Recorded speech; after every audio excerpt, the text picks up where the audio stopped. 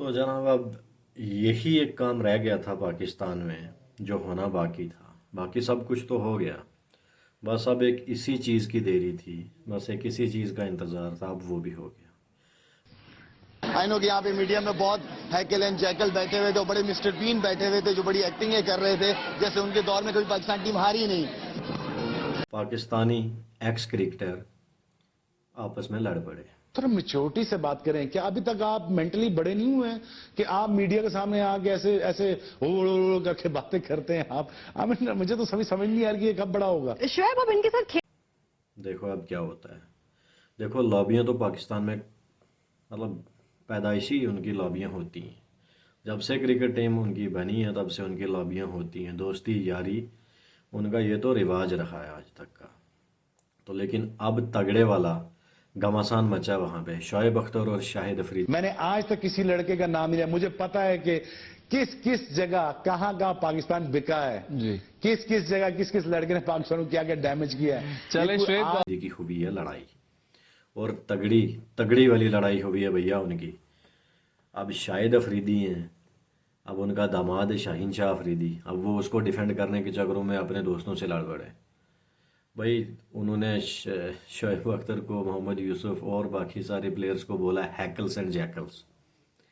तो शाहिद अफरीदी ने बोला कि जनाब हैकल्स जैकल्स बैठे हुए मिस्टर बीन बन के बैठे हुए, हमें पता है कौन किसका डिसिप्लिन क्या था क्या नहीं था, तनकीद करते हैं, ये है वो है, माजरत के साथ। तो ऐसे भाई उन्होंने बोला है और शाहिद अफरीदी ने बहुत ही गंदा बोला है भाई। वो साउथ अफ्रीका गए थे शायद, वहाँ से लौट रहे थे तो वापस मीडिया से गुफ्तगू करते हुए, मीडिया से बातचीत करते हुए उन्होंने जो लोग मतलब तनकीद कर रहे थे उनके प्लेयर्स पे, उन्हीं के ऊपर तनकीद कर दी कि मीडिया पे हैकल्स जैकल्स बैठे हुए हैं, ये इनका कोई काम नहीं है, अपना इनका कोई डिसिप्लिन होता नहीं था। जब खुद खेलते थे तब भी इनके यही रोना था, अब भी वही सब कुछ कर रहे हैं। और उसके जवाब में शोएब अख्तर ने कहा है कि ये बच्चा है, ये पता नहीं कब बड़ा होगा। अननेसेसरी गलत शॉट्स खेल के जब ये आउट होता था, इसको कुछ रिस्पॉन्सिबिलिटी नाम की कोई चीज़ का पता नहीं होता था। ये आज भी वैसा ही है, ये आज भी बच्चा ही है। शोएब अख्तर ने यहाँ तक पता है कि मुझे पता है कौन किसने कब कहाँ कैसे फिक्सिंग की, मुझे वो भी पता है। तो लड़ाई भाई काफ़ी तूल पकड़ चुकी है। तो मैं अभी दिखाता हूँ आपको कुछ क्लिप्स उनके, देखें आप ये उनके क्लिप्स और फिर बताएं आपके क्या चल रहा है भाई अभी पाकिस्तान में। और ऊपर से वसीम अकरम भी कूद पड़े बीच में। वसीम अकरम का ये कहना है कि पाकिस्तानी जीतेंगे कैसे। वो दिन में एक एक बंदा इंडिया में बैठ के 8-8 केजी मटन खा रहा है। भाई ये मैं नहीं बोल रहा हूँ, ये वसीम अकरम ने बोला है। वसीम अकरम का ये कहना है कि वो एक एक बंदा बैठ के वहाँ 8-8 केजी पर डे का मटन खा रहा है, तो वो जीतेंगे कैसे, उनकी फिटनेस कहाँ से होगी। आधे लंगड़े उन्होंने लेके बैठे हुए वहाँ पे। एक तरीके से कहना भी सही है। बाबर आजम इसी वजह से तो पहचाना जाता अपनी दोस्ती यारियों की वजह से। अब देखें कोई भी है, अब सबको आजकल के दौर में क्रिकेट की नॉलेज भाई, जब से सोशल मीडिया का दौर दौर चला है तो भाई थोड़ी बहुत नॉलेज तो हर बंदे को आ गई है, क्योंकि रोज़ देखते हैं, एनालिसिस करते हैं। और भी बहुत सारे यूट्यूब पे कितने एनालिस्ट बैठे हुए हैं, एनालिस्ट करते हैं। तो भाई सबको थोड़ी थोड़ी नॉलेज तो है भाई। आज के टाइम पे बेवकूफ़ कोई नहीं है भाई, सबको अक्ल है, सबको पता होता है क्या हो रहा है क्या नहीं हो रहा है। तो अब उनका ये कहना है कि भाई आधे लंगड़े, बाबर आजम को आप देखें, उनका जो स्पिनर है शादाब खान और नवाज, वो क्या कर रहे हैं, उनकी कौन सी गेंद स्पिन हो रही है। जैसे इसके नवाज की जो अभी चल रही है ना, मीम बनी हुई है उसके ऊपर कि इसका बॉल स्ट्रेट टर्न होता है, तो भाई खुद ही अंदाज़ा लगा ले। तो भाई ऐसे कारनामे अंजाम दे रहे हैं ये, दोस्तियाँ यारियाँ बिठा के रखी हुई हैं इन्होंने टीम में। बाबर आजम ने तो जब वर्ल्ड कप में आए थे तो एशिया कप से जब इनकी बुरी हालत हुई थी, तो एशिया कप से बाहर निकले थे, इनको क्वेश्चन किया गया कि आप ये किस बिना पे इस टीम को सेलेक्ट कर रहे हैं, कहाँ लेके जा रहे हैं, क्या कर रहे हैं। बाबर आजम ने कहा था भाई मैं आपको स्टेडियम में जवाब दूंगा। तो स्टेडियम में कौन सा जवाब दिया उन्होंने, वो तो हम सब ने देख लिया। आए थे इंडिया से मुकाबला करने, पिटवा गए अफगानिस्तान से। तो भाई ये सब कुछ चल रहा है, बाबर आजम दोस्तियां निभा रहा है, और उसी बीच में उनके जो चेयरमैन है वो म्यूजिकल चेयर में जैसे नहीं चलता है भाई, म्यूजिकल चेयर गेम खेलते हैं जैसे, तो जब म्यूजिक रुकता है जहाँ पे जो चेयर के पास होता है वो बंदा बैठ जाता है। तो सेम वही चीज़ चल रही है पाकिस्तान में। एक महीने में एक चेयरमैन होता है, दूसरे में दूसरा होता है, तीसरे में तीसरा होता है। तो अब ज़का अशरफ जी आए नए चेयरमैन। अब उन्होंने ये कांड किया है कि अभी यार आपकी टीम खेल रही है, जैसा भी खेल रही है भाई, मैच खत्म होने दो, वर्ल्ड कप को खत्म होने दो, उसके बाद करो जो आपको चेंजिंग्स करनी है। उन्होंने अभी मीटिंग्स बुलाई हैं, क्या करना है क्या नहीं करना, उस चीज़ का भी प्रेशर पड़ेगा। पहले तो मैं आपको ये सुनवाता हूँ कि शाहिद अफरीदी और शोएब अख्तर की लड़ाई, आप ये सुने तो फिर उसके बाद देखें। अजीब सी फजूल सी बातें करते हैं। मीडिया को भी थोड़ा पॉजिटिव रोल अदा करना चाहिए।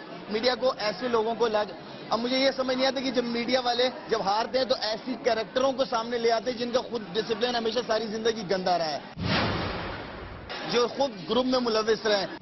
तो मीडिया वाले ऐसे लोगों को क्यों लेके आते हैं जब हार जाते हैं? अच्छे लोगों को भी लाना चाहिए जो अच्छी पॉजिटिव बात आवाम तक पहुंचा सके। गंदे लोगों को दूर रखे तो ज्यादा बेहतर। बूम बूम जो है वो कुछ ना कुछ तो ऐसा जरूर करते हैं एयरपोर्ट पे। इस दफा उन्होंने किसी की पिटाई नहीं की तो उन्होंने अपनी गुफ्तगू से ऐसी बातें कह दी हैं। आफरीदी ने कहा है कि मीडिया तबसरों के लिए हैकल जैकल को बुला लेता है। किसकी बात कर रहे हैं? आपने भी आफरीदी के बारे में बहुत तबसरे किए जियो पर, आपका क्या ख्याल है?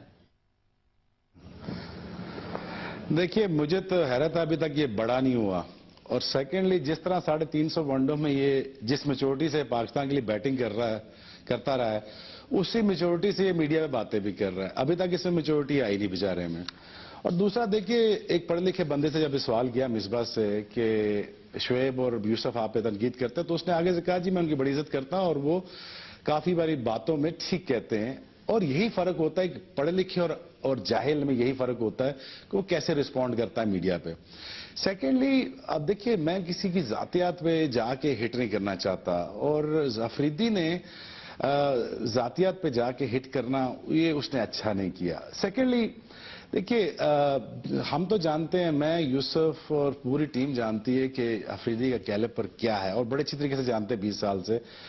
अपना कैलिबर हमें ही हमारे तक रखे तो बेहतर है, पूरे पाकिस्तान को ना बताए किसी की जातियात पे हिट करके वो किस कैलिबर का आदमी है। सेकेंडली, अपनी परफॉर्मेंस देखे। जिस तरह कभी कहता है कि मैं बैट्समैन नहीं हूं, फिर कहता है मैं बॉलर नहीं हूं, फिर कहता है मैं ये हूं, मैं ये करूंगा, मैं वो भाई, आप कराची जिमखाना से खेल रहे हैं या पाकिस्तान से खेल रहे हैं? जब परफॉर्मेंस नहीं दोगे तो हमने तो वो बात करनी है जो ग्राउंड पे हो रही है, और मैंने तो वो बात की जो ग्राउंड पे कर रहे हो तुम। और ग्राउंड पे तुम नहीं करके दोगे तो ऑब्वियसली हम बात करेंगे। अब ये चाह रहे हो कि जी आप पूरी परफॉर्मेंस भी दें फिर आपको बैक भी करें। अब आपने पाकिस्तान को आगे लगाया हुआ है, मतलब आप खुद खुदा का खौफ करें। हमें परफॉर्मेंस भी नहीं देनी, ऊपर चोर मचाए शोर वाली बात कर रहे हो आप। तो जी कि शोएब मुझे क्रिटिसाइज करता है, पहले ये पूछ ले, पूरी आवाम सर्वे करा लेंगे शोएब जो बात करता है वो गलत करता है। वो इसलिए करता है कि भाई पाकिस्तान में बेहतरी आ जाए। और दूसरा, मैंने सबसे ज्यादा अफरीदी को बैक किया है और सबसे ज्यादा मैंने कहा इसको खिलाया जाए। लेकिन जब आप ये ड्रामे करोगे पाकिस्तान के लिए, मैं बैट्समैन नहीं हूं, कभी आप 400 वनडो में आप जिस तरह शॉट मार के आउट हुए, ये आपको भी पता है और मुझे भी पता है। अब इन कौन सी सीरीज आपको पाकिस्तान ने आपने जिता दी है, कौन सा ऐसा काम कर दिया है जो फिर से आपको बैक करें? और बात यह है, दूसरी बात यह है कि देखें, मीडिया पे आके खेल भी चुके हैं, आपका क्या ख्याल है ऐसी कौन सी कोई खास बात है जिसने जाके उन्हें हिट किया है, कितना ज्यादा रिएक्शन आया उनका? देखिए, बात यह है कि ग्राउंड में परफॉर्मेंस देंगे तो ऑब्वियसली कोई बात नहीं करेगा। बड़ी सिंपल सी बात है, जब आप आउट होके आ जाएंगे, जब आप बुरी बॉलिंग करेंगे, जब आप बुरी बैटिंग करेंगे, ये आप अपनी वजह से बाहर होते हैं, एक मीडिया के कहने की वजह से बाहर नहीं होते। मैं पूरी जिंदगी क्रिकेट खेला हूं, मुझे किसी मीडिया वाले आज तक बाहर नहीं कर सका। जब तक मैं अनफिट नहीं हुआ या जब तक मैंने बुरी परफॉर्मेंस नहीं दी, मुझे कोई बाहर नहीं कर सकता था। अल्लाह की जात होती खिलाने वाली और नीचे आप करने वाले होते हैं, आपको कोई बार नहीं करता। ये किस किस्म का वहम और गुमान है अफरीदी को कि शायद कि उसे लगता है शायद मीडिया वाले बाहर निकालते हैं, मीडिया रखते हैं। भाई, हमें जो ग्राउंड में हो रहा है, मैंने उसके बारे में बात करनी है। मुझे जो ग्राउंड में नजर आया, जो अफरीदी कर, मैंने उसके बारे में बात करी। भाई, 360 वनडो में से 360 विकेटें हैं, 1 विकेट पर मैच है, तो कौन सा बड़ी कारनामा कर दिया पाकिस्तान के लिए? 36 की एवरेज बैटिंग की है, 22 की एवरेज बैटिंग में, 36 की आपकी बॉलिंग में, तो कौन सा कारनामा कर दिया आपने? ये भाई मीडिया ही तो था जिसको आपने जो स्टार बनाया। जिस तरह गुफ्तगू कर रहे हैं, आफरीदी ने खास तौर पर यह भी कहा है कि कुछ लोगों का अपना डिसिप्लिन अच्छा नहीं था, तो उनकी इस बात का क्या मतलब है? आपका एक बार ड्रेसिंग रूम में उनसे झगड़ा भी हुआ था आप जब उनके साथ खेलते थे, तो आपका तो जिक्र नहीं है, आप ही पे अटैक नहीं हो रहा इसमें? देखिए मैं जातियात पे जाने पे बिल्कुल एतबार नहीं करता, ना ही मैं किसी की जात पे एड करना चाहता हूं। जो पाकिस्तान के लिए ठीक है मैं बात करूंगा। वैसे भी जितना मैं जानता हूं, जो बाकी टीम जानती है, अफरीदी को सबको पता है उसके बारे में। हम वहां उस जगह पे नहीं जाएंगे और ना ही जातियात पेट करेंगे। जो मैं जानता हूं तो वो तो पूरी किताब में लिख सकता हूं उसमें क्या हुआ तो क्या नहीं हुआ 20 सालों में, लेकिन मैं उस पर नहीं जाऊंगा क्योंकि मेरा कैलिबर नहीं है कि मैं जाके लोगों पे जाके मीडिया बैठ के मैं उसकी तनकीद करूं, उसकी जातियात पेट करूं। और मुझे एग्जैक्टली पता है कि लोगों ने किन किन लोगों ने क्या क्या किया हुआ पाकिस्तान टीम में। और मैं वाहिद बंदा हूं जो पूरे मीडिया में बैठ के, इंडिया में आज बैठ के मैं अपने लड़कों की हमेशा तारीफ करता हूं।